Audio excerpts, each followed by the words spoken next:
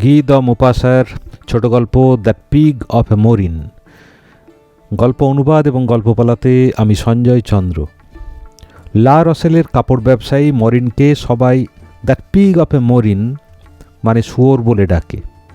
শহরের ছেলে মেয়ে বুড়ো বুড়ি সবাই মরিনের প্রসঙ্গ উঠলেই শুয়োর বিশেষণটি অবধারিতভাবে ব্যবহার করে। এই যে শুয়োরের সাথে লোকে তাকে তুলনা করে তার বেশ পোক্ত এক কারণ আছে। যে দুষ্কর্মটির জন্য লোকে তাকে এই আখ্যা দিয়েছে সেটি নিয়েই এই গল্প। লা রসেল ফ্রান্সের ছোট্ট অখ্যাত এক শহর। মরিন সেখানকার বাসিন্দা। বড় রাস্তার মোড়ে তার একটা ছোটোখাটো কাপড় রং করার দোকান। 1862 বা 63 সালে মরিন 15 দিনের এক প্লেজার ট্রিপে প্যারিস গেল।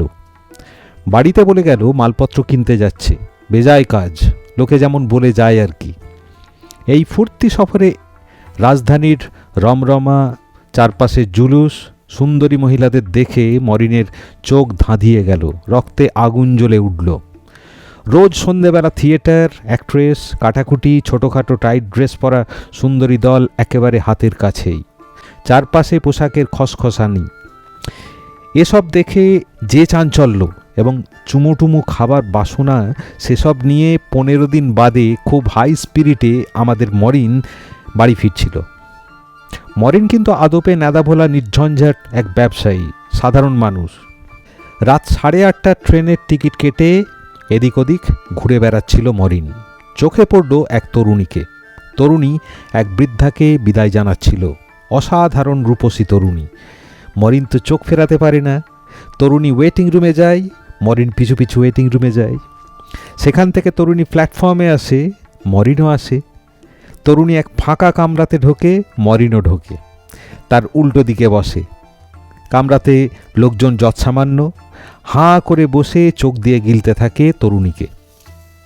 19-20 বছরের মেয়েটা কিছু বাদে একটা র্যাপার গায়ে জড়িয়ে তার সিটে শুয়ে দিব্যি ঘুমিয়ে পড়ে।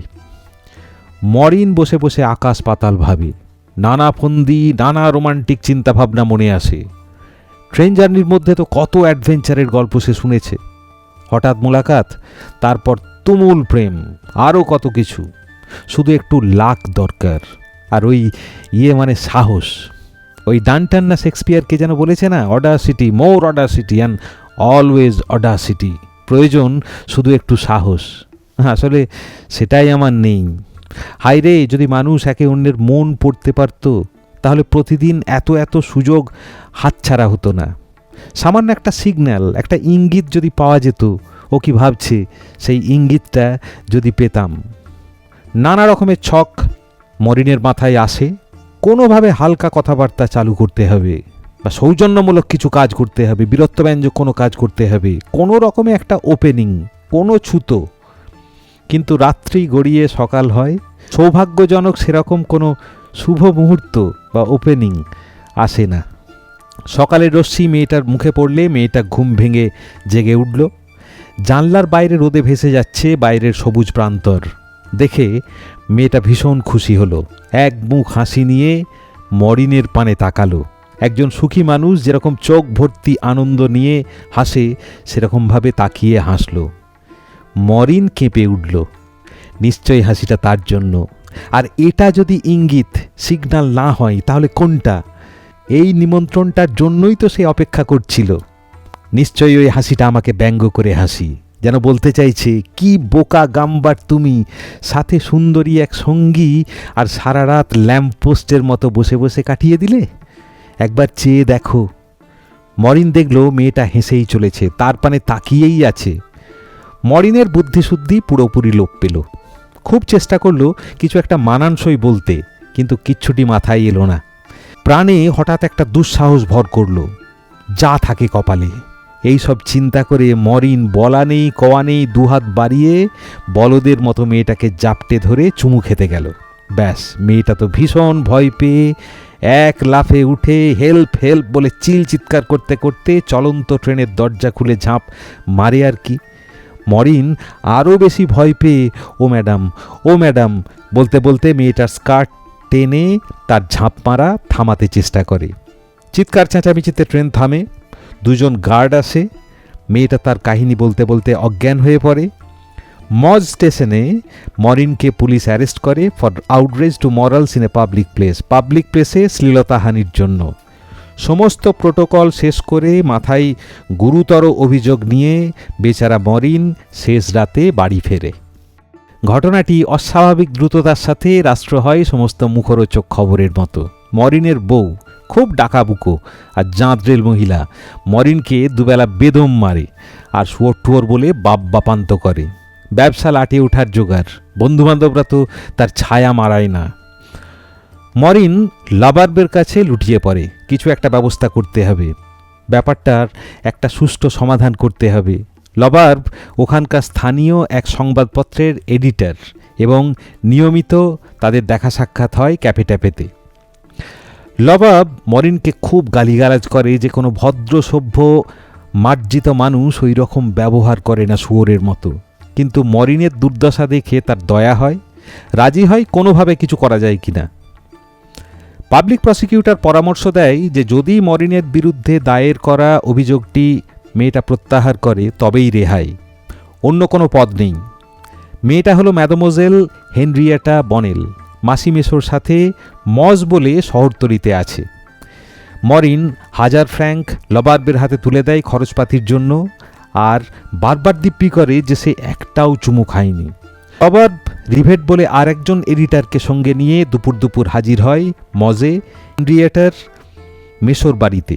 দরজা খোলে অসাধারণ সুন্দরী মেয়েটা। লবার্বের মাথা ঘুরে যাবার জোগাড়, মনে হয় মরিনকে খুব একটা দোষ দেয়া যায় না। হেনরিয়েটার মেসো বাড়িতে দুজন এডিটরকে পেয়ে ভীষণ খুশি। লবার্বদের কাগজটাই বাড়িতে রাখে এবং কাগজে প্রকাশিত সমস্ত মতের সপক্ষে। মনে হচ্ছিল অভিযোগ প্রত্যাহার করাতে খুব একটা বেগ পেতে হবে না। লবার্ব সুযোগ বুঝে বিষয়টা ভদ্রলোকের কাছে উত্থাপন করে, কেলেঙ্কারির কথা বাড়িয়ে টাড়িয়ে বলে যে যত বেশি দিন যাবে, যত বেশি কোর্ট কাছারি হবে, তত বেশি লোক জানাজানি হবে, লোক হাসাহাসি হবে। তাছাড়া লোকে শুধু এই চুমু খাওয়ার কথা বিশ্বাস করবে না, গুজব রটবে। বোধহয় অভিযোগটা তুলে নেওয়া ভালো। ভদ্রলোক মন স্থির করতে পারছিল না, স্ত্রী কোথায় একটা গেছে, রাতের আগে ফিরবে না। ভদ্রলোক খুব উৎসাহ ভরে লবাবদের রাতটা থেকে যেতে বলল। অগত্যা ওরা রাজি হলো। ভদ্রলোক ওদেরকে নিয়ে নিজের বিস্তীর্ণ খামারে ঘুরতে বেরোলো, সাথে হেনরিয়েটা। খানিক বাদে রিভেট আর ভদ্রলোক রাজনীতি আলোচনা করতে করতে এগিয়ে গেল। লবার্ব আর হেনরিয়েটা বেশ কিছুটা পিছিয়ে পড়ল। লবার্ব বলল, ম্যাডাম, ওই দিন অত হইচই না করে যদি নিজের সিটটা বদলে অন্য কোনো জায়গায় গিয়ে বসতেন ভালো হতো নাকি? স্কাউন্ডেলটা বাড়তে পারতো না। এখন কি হ্যাপা বলুন তো? খোরাক হয়ে কৌতূহলী চোখের সামনে কোর্টে হাজিরা দেয়া। মেয়েটা হাসতে শুরু করলো, বলল, ঠিকই বলেছেন, কিন্তু তখন এত ভয় পেয়েছিলাম, আর ভয় পেলে তো যুক্তিবোধ থাকে না। পরে বুঝতে পারছিলাম অতটা বোকামো না করলেই হতো। তো এই ইডিয়েটটা পাগলের মতো কোনো কথা টথা না বলে যেভাবে এগিয়ে এলো, বুঝতেই পারছিলাম না কি চাইছে। মেয়েটা একটুও নার্ভাস বা ভীত না হয়ে খুব সপ্রতিভভাবে কথাগুলো বলে লবার্বের পানে তাকিয়েছিল। লবাব মজা করে বলল, ম্যাডাম, মরিনের আর দোষ কি? আপনাকে দেখে কোনো মানুষের চুমো খাওয়ার ইচ্ছে হবে না, এ তো অসম্ভব।